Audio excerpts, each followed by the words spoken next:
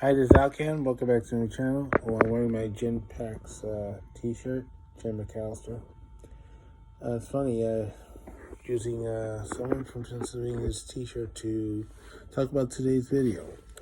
Well, if you may or may not notice, yesterday, the engineer involved in the 2015 accident that left 8 people dead and hundreds injured at around the Franklin Junction, North Philadelphia area. The train took the curve too fast. Has been found not guilty on all counts, and he's now a free man. This saga happened, of course, 7 years ago with an incident where a train ahead of him had suffered vandalism. Someone threw rocks at the train ahead of him, and the engineer got distracted and lost all sense where he was. He thought he was somewhere else on that part of the stretch of track when he in fact was still in the middle of the S curve. So because of the distraction, an error was made and he took more speed than he was supposed to because he thought he was somewhere else, and he ended up derailing. And problem is, this situation's been going on for 7 years, on and off. He's been arrested, released, arrested again, released again, so on and so on. Finally, they decided to take this to a jury trial, and the verdict only took a few hours. Of course, the prosecutor is saying, well, it is his fault that this has happened, but we're respecting the jury's decision. That's not exactly what I call respecting the jury's decision. You're still questioning it.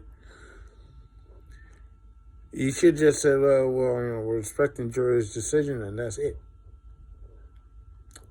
Me as a motorman, I'm familiar with what the engineer had to go through, because sometimes you do lose track of where you are at certain points. It could happen like in the Rockaways between Broad Channel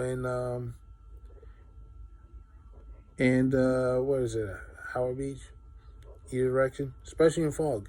You can easily lose your sense of direction, and you have to figure out where the hell you are.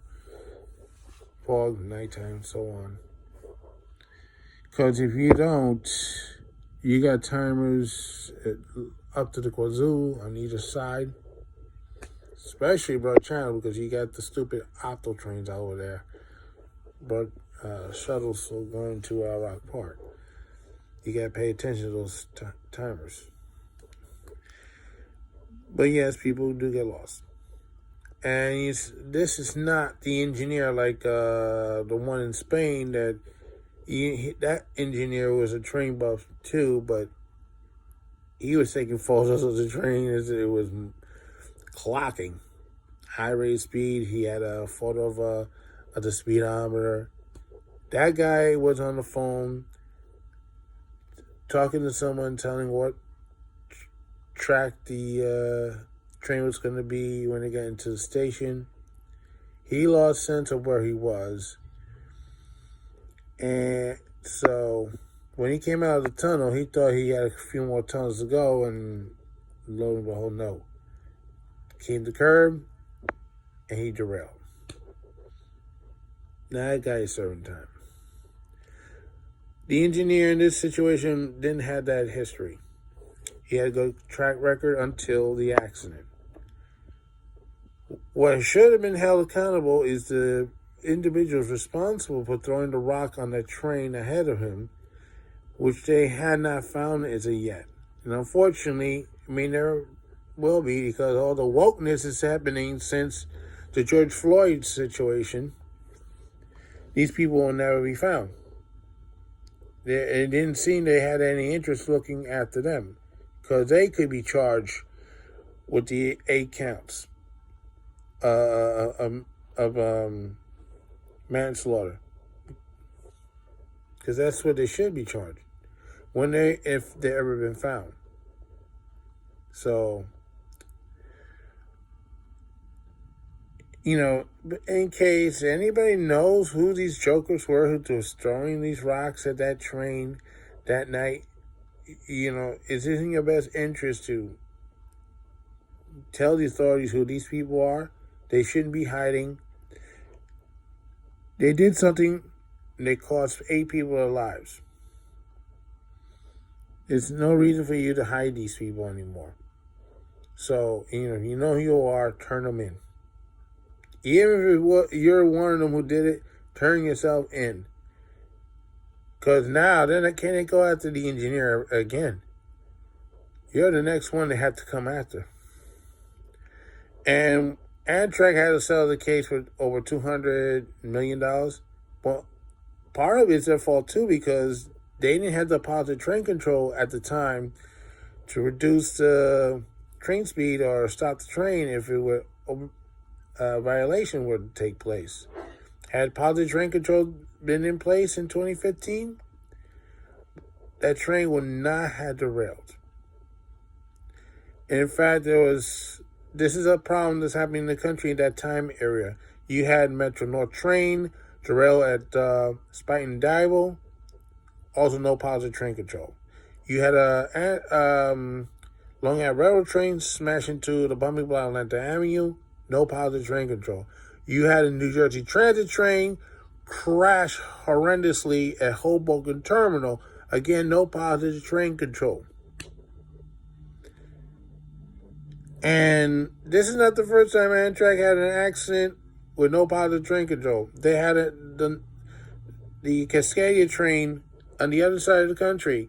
They opened up the new segment of track with no positive train control.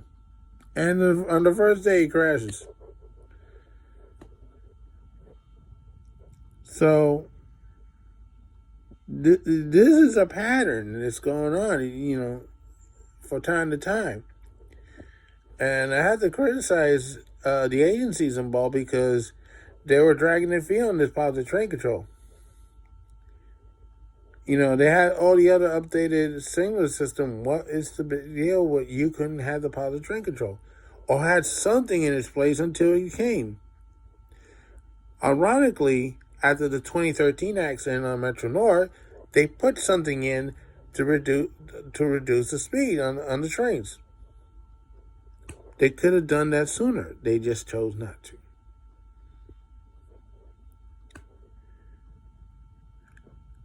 The only way you're going to stop accidents like this is instead of just arresting the engineer, you should be arresting the management. Because when you arrest the management, they get the message. Behind the jail cell, they'll get the message. That's how the people on the old BNT got the message after the 1918 accident, when they were sent to jail.